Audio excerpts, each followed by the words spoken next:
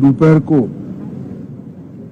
Air India की flight संख्या AI 171 दुर्घटनाग्रस्त हुई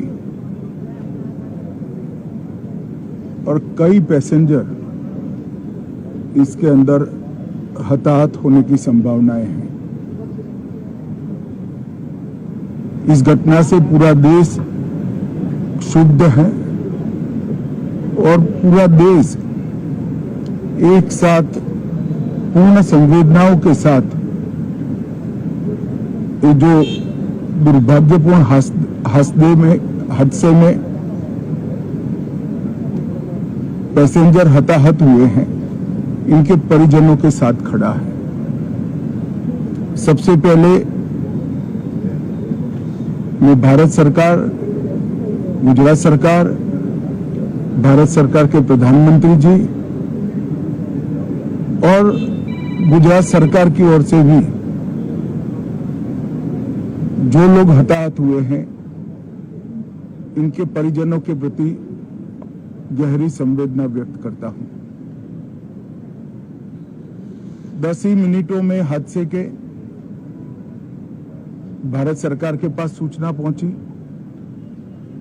तुरंत ही मैंने मुख्यमंत्री जी, यहाँ के गृह मंत्री, होम डिपार्टमेंट के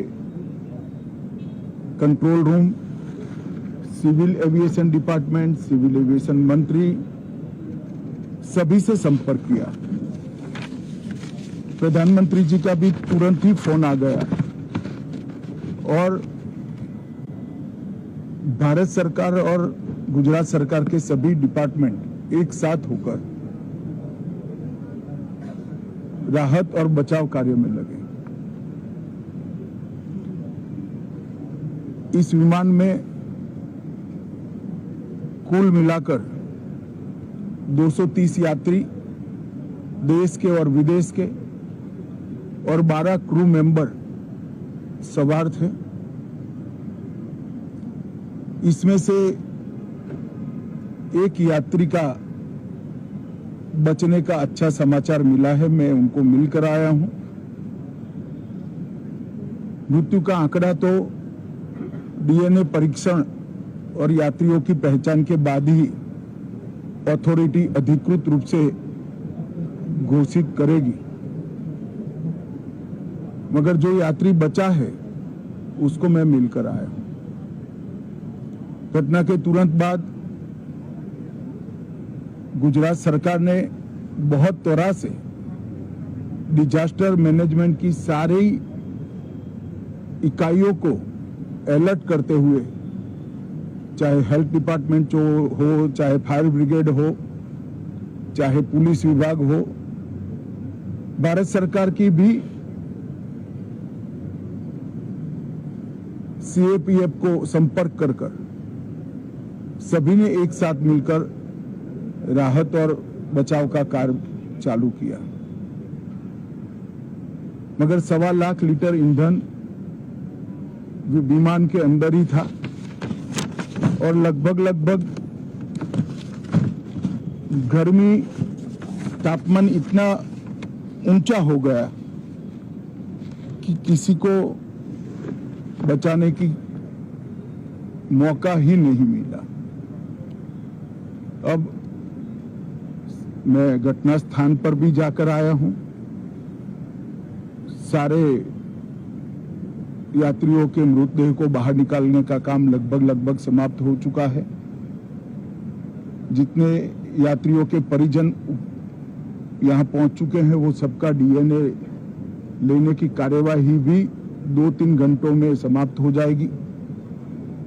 विदेश में जिनके परिजन हैं, उनको सूचना देने की कार्यवाही समाप्त हो चुकी है और जैसे ही पहुंचते हैं उनके भी DNA सैंपल लिए जाएंगे और मृतदेहों की पहचान के लिए जितने मृतदेह मिले हैं, इनके भी DNA सैंपल लेने की कार्यवाही समाप्त हो चुकी है। गुजरात में ही लगभग 1000 के आसपास DNA टेस्ट करने पड़ेंगे। ये सभी टेस्ट करने की क्षमता गुजरात में विकसित है तो डीएनए टेस्टिंग के लिए कहीं गुजरात के बाहर जाने की जरूरत नहीं पड़ेगी। गुजरात की एफएसएल और नेशनल फॉरेंसिक साइंस यूनिवर्सिटी दोनों मिलकर कम से कम समय में डीएनए का परीक्षण पूरा करने के बाद परिवारजनों को अपना मृतदेह परिजन का मृतदेह सौंपने का काम करेंगे। उनके रहने की सुविधा, उनकी सांत्वना की सुविधा, जिनको मेडिकल प्रॉब्लम ट्रॉमा के कारण हुई है, इनकी मेडिकल की सुविधा, ये सारी व्यवस्था बहुत सुचारू रूप से हो चुकी है। अभी रिव्यू मीटिंग में सारी व्यवस्थाओं को हम सब मंत्रियों ने साथ में मिलकर देखा है। एविएशन डिपार्टमेंट ने अपनी जांच शुरू कर दी है और जांच तेजी से आगे बढ़े, इसके लिए भी एविएशन मंत्री जी ने सूचनाएं दी है। मैं फिर से एक बार राहत काम में जिन जिन एजेंसियों ने त्वरा के साथ बचाव और राहत का काम किया, वो सभी का धन्यवाद करना चाहता हूं। और फिर से एक बार जिन्होंने अपने परिजनों को गंवाया है, हताहत हुए हैं, वो सभी को मनपूर्वक संवेदनाएं व्यक्त करता हूं। मैं एक बात जरूर कहना चाहता हूं कि ये एक्सीडेंट है, एक्सीडेंट को कोई रोक नहीं सकता, परंतु 365 दिन 24 घंटा इस तरह की घटना के लिए प्रशासन का जो अलर्टनेस है, उसकी कसौटी उसी वक्त होती है जब ऐसी घटनाएं होती है। और आज गुजरात के डिजास्टर मैनेजमेंट की तैयारियों का एक प्रकार से दुर्भाग्यपूर्ण तरीके से मगर कसौटी हुआ और बहुत त्वरा के साथ यहाँ पर काम किया गया, वो पूरे देश के मीडिया के सामने और परिजनों के सामने भी आया है। अंत में मैं फिर से एक बार सम्माननीय प्रधानमंत्री नरेंद्र मोदी जी की ओर से, भारत सरकार और गुजरात सरकार की ओर से सभी हताहत लोगों के परिजनों के प्रति गहरी संवेदना व्यक्त करता हूं। धन्यवाद।